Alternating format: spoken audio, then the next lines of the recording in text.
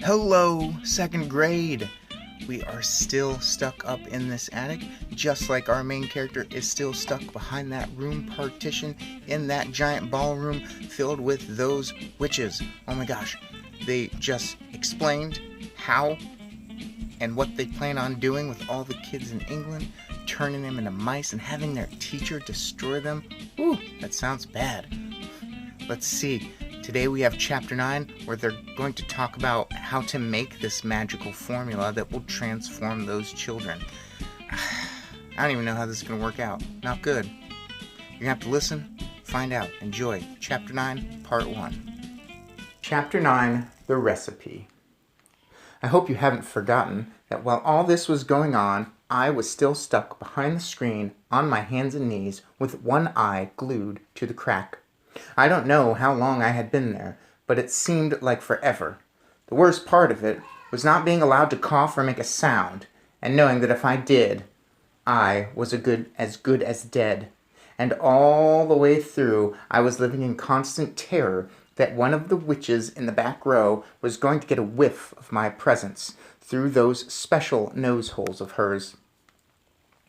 My only hope as I saw it was the fact that I hadn't washed 4 days, and the never-ending excitement and clapping and shouting that was going on in the room. The witches were thinking of nothing except the Grand High Witch up there on the platform and her great plan for wiping out all the children of England. They certainly weren't sniffing around for a child in the room in their wildest dreams. If witches have dreams, that would never have occurred to any of them. I kept still and prayed.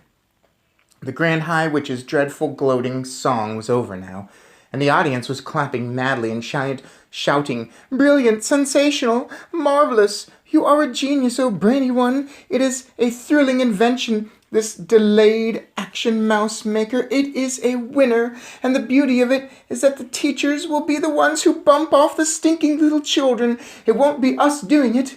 We shall never be caught." That reminds me, I guess I can never go after a mouse in my classroom, because you never know. Yikes. "Witches are never caught," snapped the Grand High Witch. "Attention now! I want everybody's attention, for I am about to be telling you what you must do to prepare Formula 86 Delayed Action Mouse Maker." Suddenly there came a great gasp from the audience. This was followed by a hubbub of shrieking and yelling, and I saw many of the witches leaping to their feet and pointing at the platform and crying, "Mice! Mice! Mice! She's done it to show us the brainy one has turned 2 children into mice, and there they are!" Uh-oh, this doesn't sound good. I don't remember that. I looked toward the platform. The mice were there all right, 2 of them, running around near the Grand High Witch's skirts. But these were not field mice or house mice or wood mice or harvest mice. They were white mice. I recognized them immediately as being my own little William and Mary. "Mice!" shouted the audience. "Our leader has made mice to appear out of nowhere. Get the mouse traps, fetch the cheese." I saw the Grand High Witch peering down at the floor and staring with obvious puzzlement at William and Mary. She bent lower to get a closer look, and then she straightened up and shouted, "Quiet!" The audience became silent and sat down. "These mice are nothing to do with me," she shouted. "These mice are pet mice. These mice are quite obviously belonging to some repellent little child in the hotel. A boy it will be for a certainty, because girls are not keeping pet mice." Well, that is a general stereotype that girls can't keep mice. I'm sure there are many girls that have mice as pets. "A boy!" cried the witches. "A filthy, smelly little boy! We'll swipe him away, we'll swizzle him, we'll have his tripes for breakfast." "Silence!" shouted the Grand High Witch, raising her hands.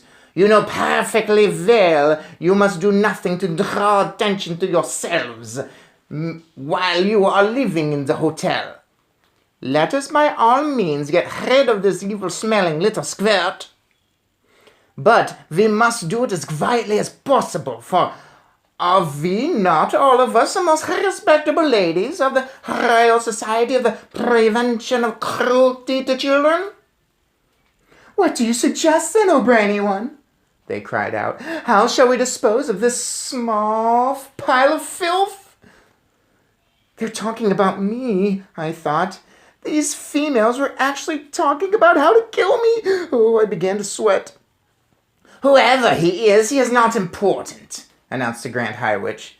Leave him to me. I shall smell him out and turn him into a mackerel and have him dished up for supper.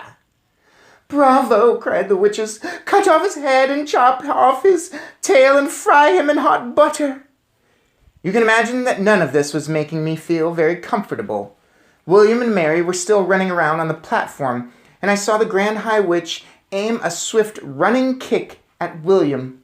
She caught him right on the point of her toe and sent him flying. She did the same to Mary. Her aim was extraordinary. She would have made a great football player. Both mice crashed against the wall, and for a few moments they lay stunned. Then they got to their feet and scampered away. Attention again! The Grand High Witch was shouting. I will now give you the recipe for concocting Formula 86 Delayed Action Mouse Maker. Get out pencils and paper. Handbags were opened all over the room, and notebooks were fished out. Give us the recipe, O brainy one, cried the audience impatiently. Tell us the secret. First, said the Grand High Witch, I had to find something that would cause the children to become very small very quickly. And what is that? Cried the audience. Well, that part was simple, said the Grand High Witch. All you have to do, if you are wishing to make a child very small, is to look at him through the wrong end of a telescope. She's a wonder, cried the audience. Who else would have thought of a thing like that? So you take the wrong end of a telescope, continued the Grand High Witch, and you boil it until it gets soft. How long does that take? They asked her. 21 hours of boiling, answered the Grand High Witch. And while this is going on, you take exactly 45 brown mice, and you chop off their tails with a carving knife, and you fry the tails in hair oil until they are nice and crisp. Poor William and Mary, oh no! So they've been caught. They've been kicked aside by this evil Grand High Witch, and now she's on to our main character. She knows that there's a kid. Obviously, there's a kid in a hotel. What hotel doesn't have at least one kid in it at any given time? But now she herself is going after him. Oh, yikes. That's very scary for our guy. We didn't quite learn exactly what's going into this formula, so maybe tomorrow in part 2. But so far, this is not good, at least for William and Mary and all the kids of England, or Inkland, as she says. Oh, she's got a voice. Ugh, don't like it. Well, we'll see you at the next episode. Enjoy. We'll see you next time for part 2 of Chapter 9.